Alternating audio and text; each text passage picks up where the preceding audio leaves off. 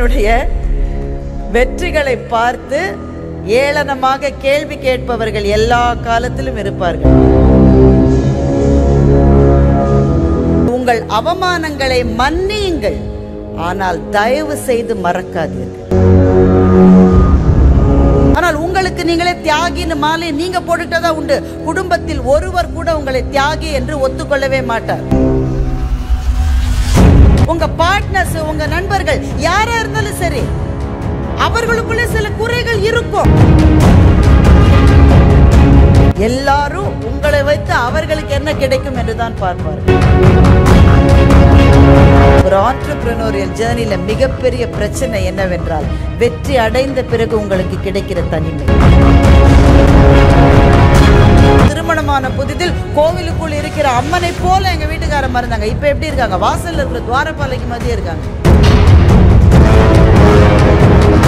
எத்தனை பெரிய வெற்றியை நீங்கள் அடைந்தாலும் அந்த வெற்றிக்கு பொருளற்று போய்விடும். மூச்சு திணறல், மூச்சு இழைப்பு, குரட்டையால் அவதியா? நுரையீரலை ஆரோக்கியமானதாக்கி எளிதாக சுவாசித்திடுங்கள். தங்கம் 24x7 ஆஸ்துமா சிகிச்சை, நாமக்கல் மற்றும் கான்பூர். உங்களினுடைய வெற்றிகளை பார்த்து ஏளனமாக கேள்வி கேட்பவர்கள் எல்லா காலத்திலும் இருப்பார்கள். என்னப்பா, கொஞ்சமாவது ஏதாவது முன்னேற்றம் இருக்கா? இல்லை இருந்த இடத்துல அது நீங்கள் ஒரு வீட்டில் பொண்ணு எடுத்திருப்பீங்கல்ல, அந்த பொண்ணுக்கு ஒரு சகோதரி இருந்து அந்த சகோதரியினுடைய கணவர் அரசு பதவியிலையோ எங்கேயோ இருக்கான்னு வச்சுக்கோங்களேன், உங்களுக்கு கிடைக்கிற மரியாதையே தனியாக இருந்திருக்குமே. ஆரம்ப காலங்களில் when you are struggling to prove yourself, எல்லாருமே ஒரு மாதிரி தான் பார்ப்பாங்க. ஆனால் ஒன்று நினைச்சுங்க, சூப்பர் ஸ்டார் சொல்லுவார் இல்லை, அடிக்கிற போது எண்ணுவார் 1 2, என்ன அடிக்க அடிக்க என்ற திருப்பி கொடுக்கணும்ல, அதுக்காகத்தான் என்றன்னு சொல்லுவார் இல்லை. அதனால் உங்கள் அவமானங்களை மன்னியுங்கள், ஆனால் தயவு செய்து மறக்காதீர்கள். தயவு செய்து மறக்காதீர்கள். ஒவ்வொரு அவமானத்தையும் நினைவிலே வைத்துக் கொள்ளுங்கள். ஏனென்றால் ஒருவர் ஓடுவதற்கான உந்து சக்தியை மிக பிரம்மாண்டமாக எது கொடுக்கிறது என்றால் அவமானங்கள் தான் தருகிறது. வெற்றியாளர்களை கூப்பிட்டு கேட்டு பாருங்கள், நிறைய பேர் சொல்லுவாங்க, ஒவ்வொரு ஆணின் வெற்றிக்கு பின்னாலும் ஒரு பெண் இருக்கிறார், ஒவ்வொரு பெண்ணின் வெற்றிக்கு பின்னாலும் ஒரு ஆண் இருக்கிறார். எல்லாம் இருக்காங்க தாராளமா. ஆனா உண்மையில யாருமே கிடையாது. உங்களுக்கு பின்னாடி திரும்பி பாருங்க, நீண்ட பெரிய தனிமையும் இருட்டும் தான் உங்கள் பாதையில் இருக்கும். அப்ப எது உங்களை முன்னே தள்ளியது? ஒரே ஒரு விஷயம்தான், நீங்கள் பட்ட அவமானங்கள் தான் உங்களை முன்னே கொண்டு செல்கிறது. அதனால் ஒரு நாளும் அந்த அவமானங்களை மறக்காதீர்கள். அவமானம், வலி, கண்ணீர், ரத்தம், வியர்வை, இதுதான் நம்மை முன்னே கொண்டு சேர்க்கிறது என்பதை ஒரு நாளும் மறந்து போகாதீர்கள். எனவே ஒரு ஐடியாவோ, அந்த ஐடியாவை எந்த மார்க்கெட்ல விற்க போறீங்களோ அந்த மார்க்கெட்டோ உங்க டிஸ்ட்ரிபியூஷனோ ஏதோ ஒன்று தனித்துவத்தோடு இருக்க வேண்டும். அந்த தனித்துவம் உங்களுக்கு இருக்கிறதா என்ற கேள்வியை ஓயாமல் நீங்கள் உங்களையே கேட்டுக்கொண்டிருக்கிற போதுதான் உங்களினுடைய வெற்றி முழுமையான வெற்றியாக ஆகும். இன்னொரு விஷயம் நான் ஷேர் பண்ணணும்னு நினச்சேன். இந்த 2வது ஸ்டேஜில் இருக்கிற போது ஒன்று எப்படி ஜெயிச்சு வந்துருவோன்ற அந்த அந்த அந்த ஒரு நம்பிக்கை, ஏதாவது ஒரு நாள் எனக்குன்னு ஒரு கதவு திறக்கும். ஒவ்வொரு அடிகளையும் எடுத்து வைக்கிற போது அடுத்த அடிக்கு போகணும், அடுத்த அடிக்கு போகணுன்ற அந்த தாகமும் தவிப்பும் இருக்கிற வாழ்க்கையாக உங்கள் வாழ்க்கை இருக்கிறது. இது தவிர 3வது கட்டத்தில் இருப்பவர்கள் தான் ரொம்ப தூரம் போயிட்டோம், இனிமேல் திரும்பிவே போகும், அந்த ஸ்டேஜில் இருக்கிறவங்க. அந்த கட்டத்திலே இருப்பவர்கள் கூட நிச்சயமாக செய்ய வேண்டிய ஒரு விஷயம் ஒன்று இருக்கிறது. ஆண்டர்பிரனோரியல் ஜேர்னின்றது எப்போவுமே கொஞ்சம் தனியான ஒரு ஜேர்னி. அது நீங்கள் எப்போது யோசிச்சிருக்கீங்களா, நீங்கள் எவ்வளவு தனியானவர்கள் என்று? இந்த முதல் கட்டத்தில் இருக்கீங்கல்ல, இது செய்யலாமா வேணாமான்னு. அவன் அப்போ தான் ஒரு நிறுவனத்தை ஆரம்பிச்சிருப்பான். அவன் எந்த கம்பெனியை விட்டுட்டு வந்தானோ அந்த கம்பெனியில் எல்லாரையும் தாய்லாண்டுக்கு கூட்டிகிட்டு போவாங்க. ஏதோ ஒரு சேல்ஸ் டார்கெட் அச்சீவ் பண்ண, எப்படி பகன்னு எரியும் இல்லை, அட பாவிகளா, 1 மாதம் முன்னாடி தானடா நான் ரிசைன் பண்ணேன்.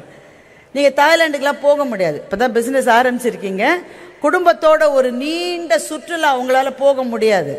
ஒரு பெரிய கார் வாங்கி அதை கொண்டு போய் உங்கள் பங்காளி வீட்டு வாசல் முன்னாடி பந்தாவா நிறுத்த முடியாது. So an entrepreneurial journey is filled with sacrifices. நிறைய தியாகங்களை செய்கிறவர்கள் தான் நீங்கள். ஆனால் உங்களுக்கு நீங்களே தியாகின்னு மாலை நீங்க போட்டுட்டதா உண்டு. குடும்பத்தில் ஒருவர் கூட உங்களை தியாகி என்று ஒத்துக்கொள்ளவே மாட்டார். சார், இந்த ஒரு முக்கியமான விஷயத்தை நான் நிச்சயமா சொல்லணும்னு வந்திருக்கேன்ப்பா. நீங்க இந்த 3 கட்டத்தில் எந்த கட்டத்தில் இருந்தாலும் சரி, மிக மிக தேவையானது பக்கத்தில் இருக்கிற நண்பர்களினுடைய கையை பிடித்துக் கொள்ளுங்கள். அந்த நண்பர்கள் எல்லாருமே நல்லவங்களா? சும்மா ஓப்பனாக நான் கேட்குறேன். ரொம்ப நல்ல நண்பர்கள், உங்களுடைய முன்னேற்றத்திலே எல்லா நாட்டமும் கொண்ட நண்பர்கள் இருந்தால் நீங்கள் கொடுத்து வைத்தவர்கள். உங்களுக்கு என்னுடைய வாழ்த்துக்கள். எல்லாருக்கும் அப்படி அமையாது. உங்க பார்ட்னர்ஸ், உங்க நண்பர்கள் யாரா இருந்தாலும் சரி, அவர்களுக்குள்ளே சில குறைகள் இருக்கும். நீங்க என்ன செய்வீங்க அப்போ?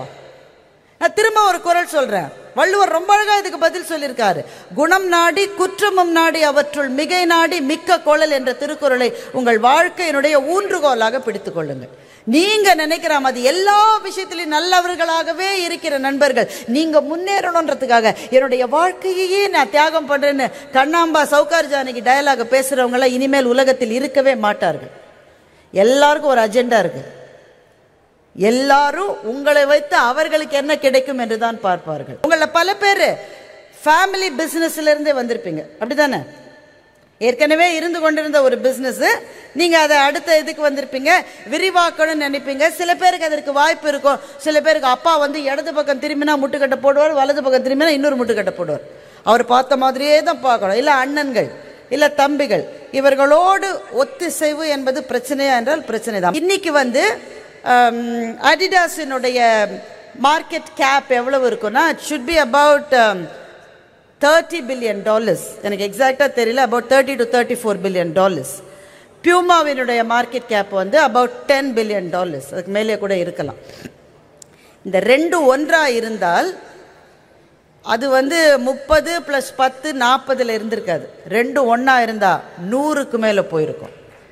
Because in business 1 + 1 is not 2.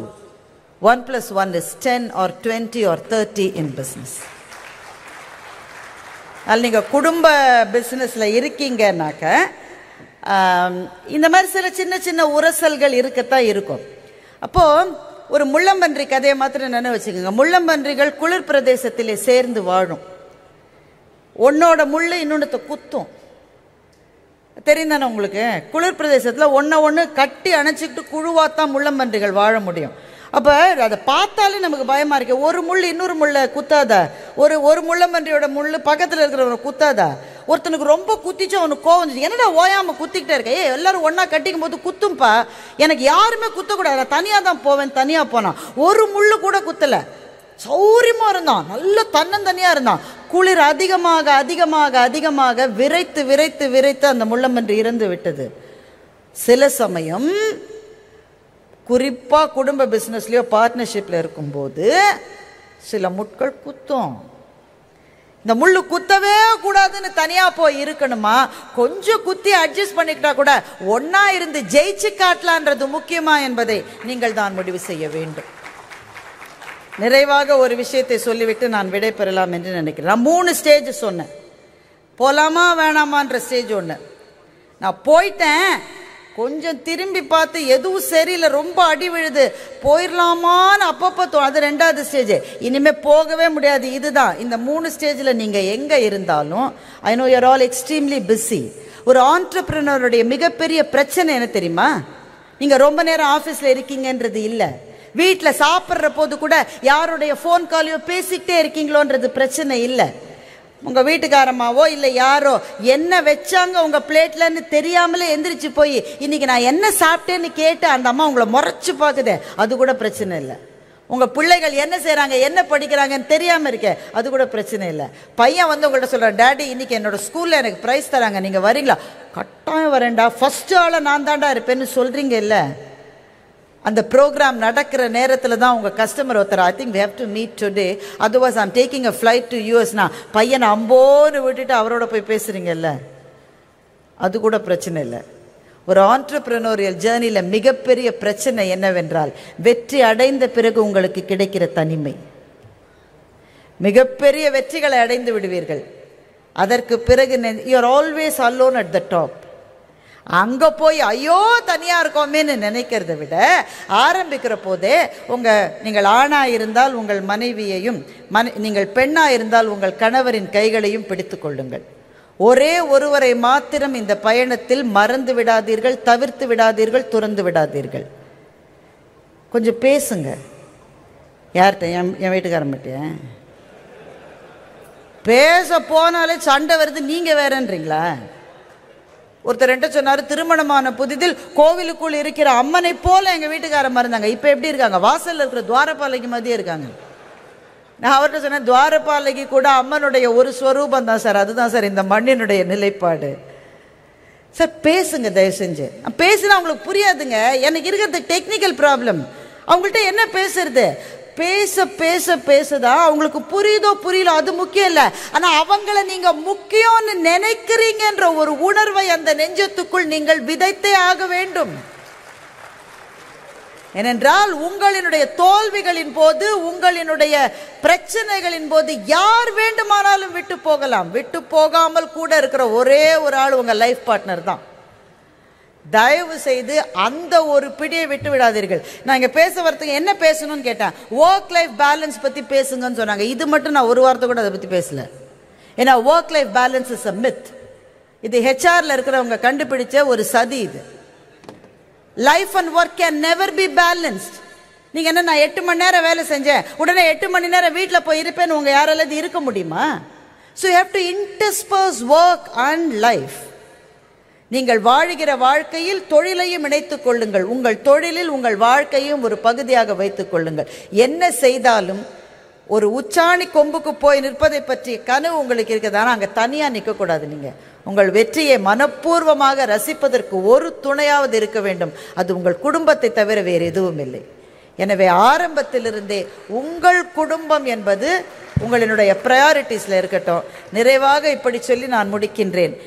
நீங்கள் கண்ணில் கவர்ந்திடும் பொருளை கைகள் கவர்ந்திடலாகாதோ, மண்ணில் தெரியுதுவான மதனம் வசப்படலாகாதோ, எண்ணி எண்ணி பல நாளும் முயன்றிங்கு இறுதியச் சோர்வோமோ, கண்ணிலும் மண்ணிலும் விண்ணிலும் எண்ணிலும் மேவு பராசக்தியே.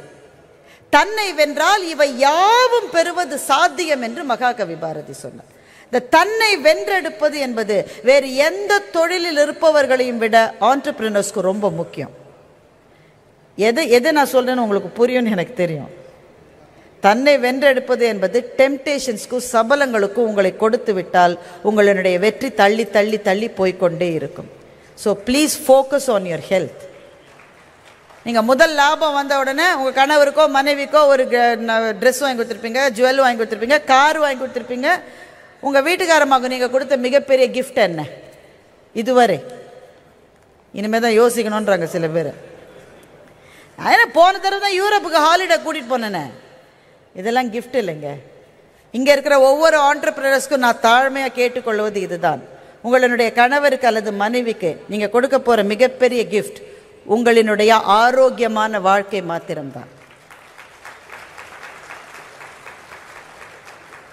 ஸோ வாழ்க்கை என்ற பாத்திரத்தில் தழும்ப தழும்ப உங்களுக்கு பிரச்சனைகள் இருக்குது. சார் சொன்னார், ஆரம்பிக்கிற போதே பிரச்சனை தான். இவ்வளவு பிரச்சனைகளுக்கு நடுவிலும் செய்ய வேண்டிய 2 விஷயம். உங்களினுடைய ஆரோக்கியத்தை பார்த்து கொள்வது, உங்களினுடைய குடும்பம், ரொம்ப இம்மீடியட் ஃபேமிலி, குறிப்பாக உங்களினுடைய வாழ்க்கை துணைவருக்காக உங்கள் நேரத்தினுடைய சில துளிகளையாவது கொடுப்பது. இந்த 2ஐயும் ஒவ்வொரு நாளும் நீங்கள் செய்யவில்லை என்று சொன்னால் எத்தனை பெரிய வெற்றியை நீங்கள் அடைந்தாலும் அந்த வெற்றிக்கு பொருளற்று போய்விடும். எனவே வெற்றி அடைகிற போது யார் கூட இருப்பார்களோ அவர்களை இன்னைக்கே நீங்கள் கொண்டாட வேண்டும்.